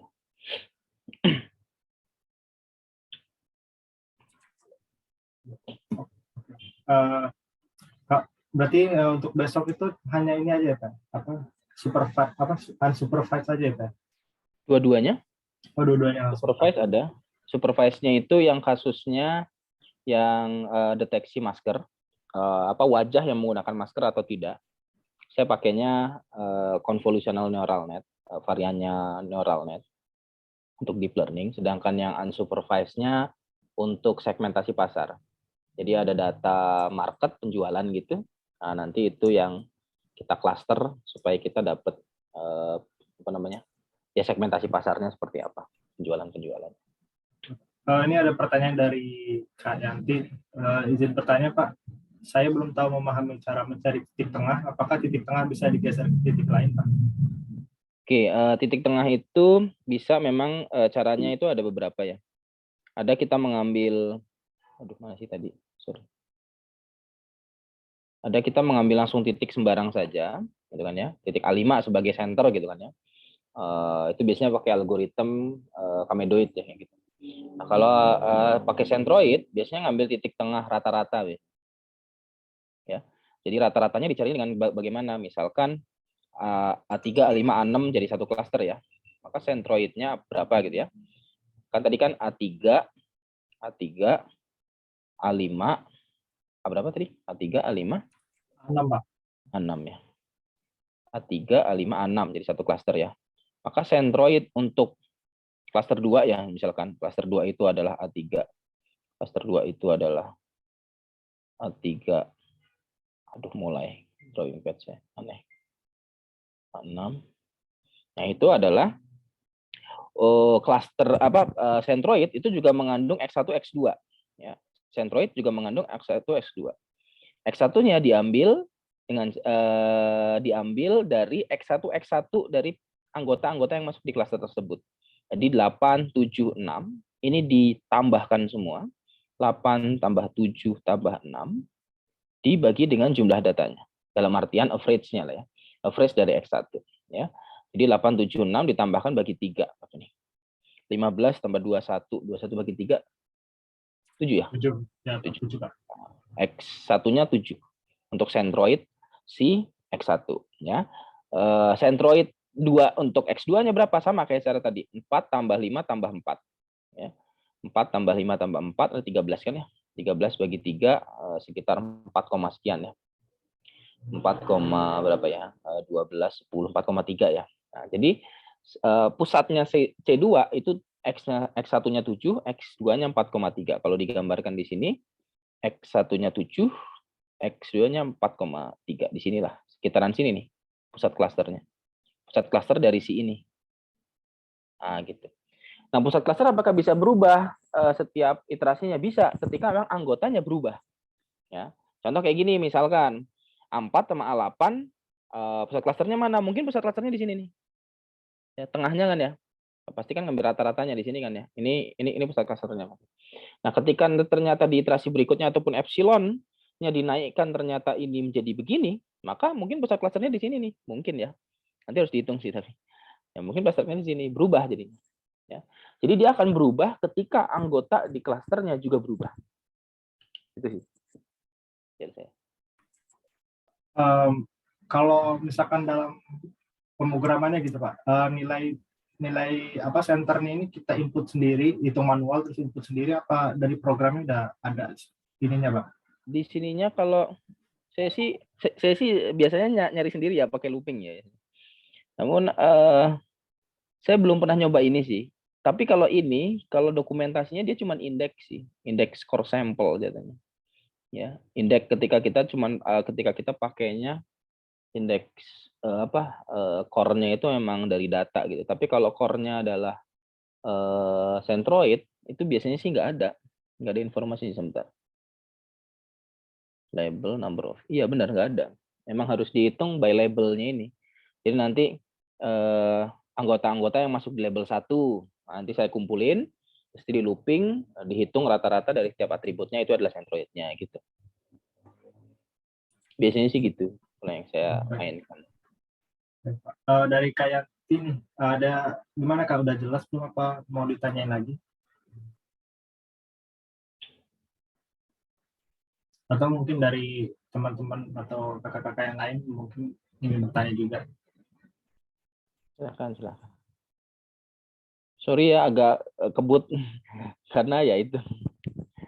Karena waktunya ya terbatas ya teman-teman ya. Nanti kalau emang ingin diperdalam nggak apa kita diskusi, atau kalau emang masih agak luang bisa ambil mata kuliah ya bisa. Nanti slotkan ambil mata kuliah machine learning aja. Di situ dibahas sih pada dasarnya. Oke. Sama-sama Yanti ya. Gimana dari teman-teman yang lain?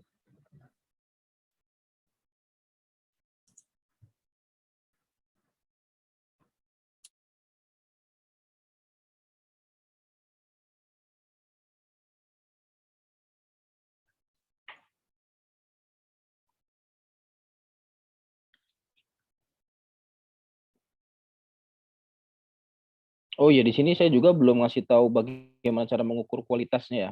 Mungkin nanti di besok aja kali ya. Karena di besok ada kebetulan di codingnya itu ada memang cara mengukur kualitasnya.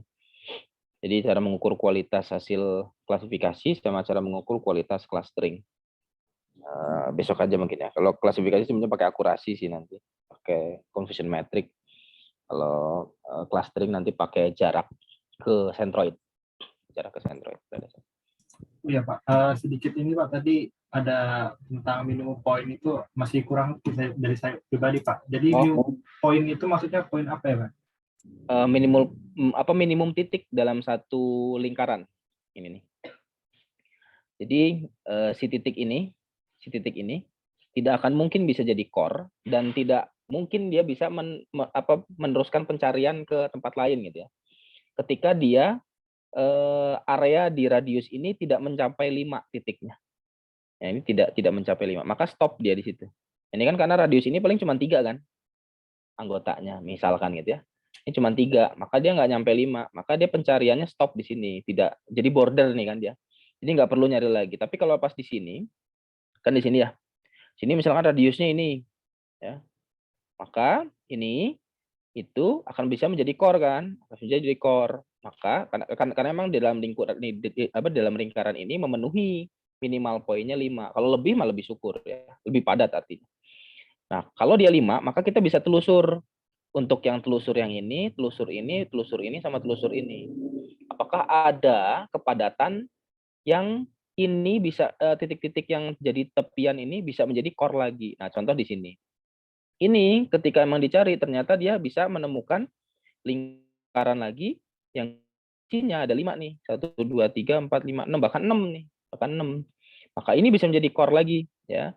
Ketika ini bisa menjadi core lagi, ini bisa ditelusur, ini telusur, ini telusur, ini telusur. Gitu lagi. Terus gitu. Jadi minimal 5 ini supaya kita itu menentukan apakah kita akan terus menelusuri atau kita stop di situ.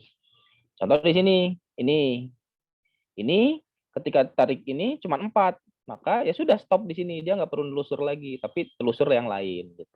Titik-titik yang lain ditelusur. Gitu.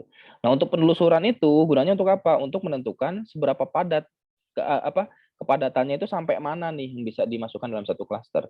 Kemungkinan besar ini itu akan menjadi satu klaster setelah kita telusuri terus dan memiliki hierarki keterhubungan antar kepadatan data itu. Itu sih. Kebayang nggak ya? Semoga terbayang sih. Jadi di supervised, mungkin nanya lagi nih Pak, di unsupervised learning ini kan kita nggak punya ini ya label gitu. Jadi kita misalkan ngasih gambar, kita nggak ngasih tahu juga nih gambar apa gitu. Nah, kemudian kan pasti si program ini otomatis bakal tahu sendiri gitu. Nah, kita ngasih tahu kalau ini kelompok, misalkan gambar hewan, misalkan ini kelompok kucing, kelompok anjing itu pas selesai training atau pas apa Pak gitu?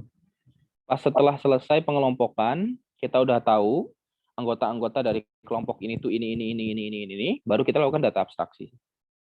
Itu oleh manusia tapi di ininya, di abstraksi labelnya, bukan oleh mesin. Karena mesin nggak tahu kalau bahwasanya itu adalah kelompoknya data kucing gitu, nggak tahu. Yang bisa melabelkan atau yang bisa melakukan abstraksi terkait dengan kelompok tadi itu tetap sih. Paling mesin itu berhenti sampai dengan ini adalah kelompok, ini anggotanya, ini kualitasnya gitu. Ini kualitasnya berhenti di situ.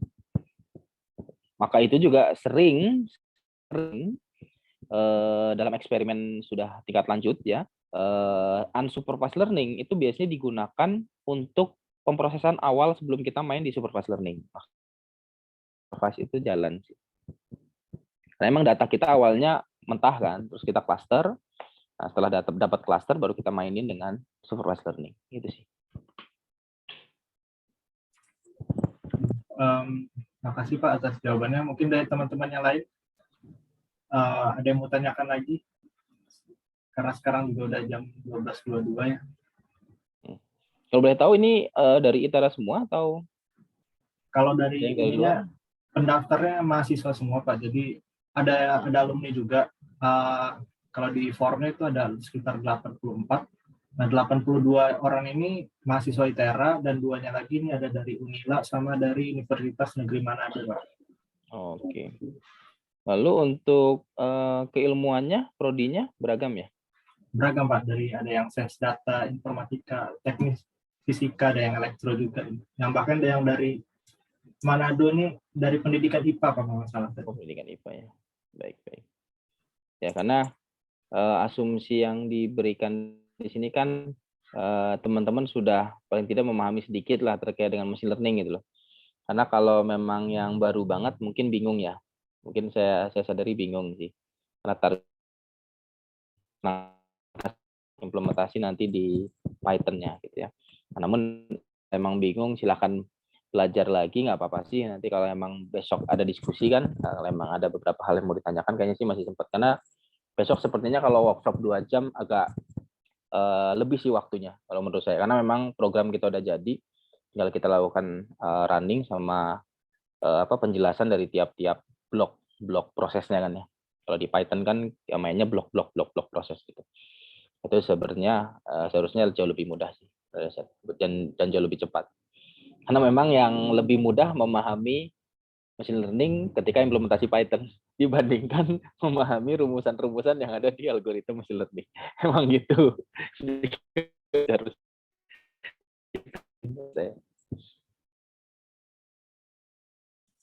Baik, gimana dari teman-teman, ada yang ingin ditanyakan lagi sebelum kita akhiri pertemuan kali ini? Besok di jam 10 lagi ya artinya ya kita Iya, Pak. mulainya. Iya, Pak. Benar, Pak. Oke. Kalau nggak ada yang mau tanya lagi, mungkin boleh diakhiri dulu, Pak. Untuk Ya, baik, terima kasih. Mohon maaf kalau memang materinya terlalu cepat ya teman-teman. Tapi nggak apa-apa lah, semoga menjadi membuka wawasan dan menjadi penasaran sih teman-teman semua, dan jadi lebih tertarik untuk mendalami machine learning. Jadi itu, terima kasih atas perhatiannya. Lebih dan kurang saya mohon maaf. Barulah saya mohon ampun. Saya akhiri. Assalamualaikum warahmatullahi wabarakatuh. Selamat siang. Waalaikumsalam warahmatullahi wabarakatuh. Selamat siang, Pak. Terima kasih Pak Ramanindra untuk materi pertamanya ini. Mungkin sebelum diakhiri, boleh teman-teman boleh on-cam dulu sebentar untuk dokumentasi mungkin. Udah pada keluar deh. Di awal aja, Pak, biar masih pada seger mukanya. Jadi dari 40 sih, Pak. Ya. Gimana teman-teman yang lain? Boleh on-cam sebentar untuk dokumentasi. Kalau nggak ada, yaudah mungkin langsung aja ya. Saya foto, screenshot 3, 2, 1.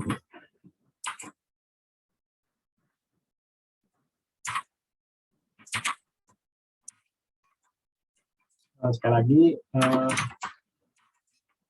3, 2, 1.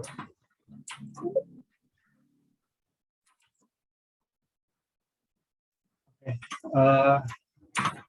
Udah, terima kasih untuk Pak Indra udah mau menyempatkan waktunya untuk memberikan sedikit ilmunya ke kita tentang machine learning.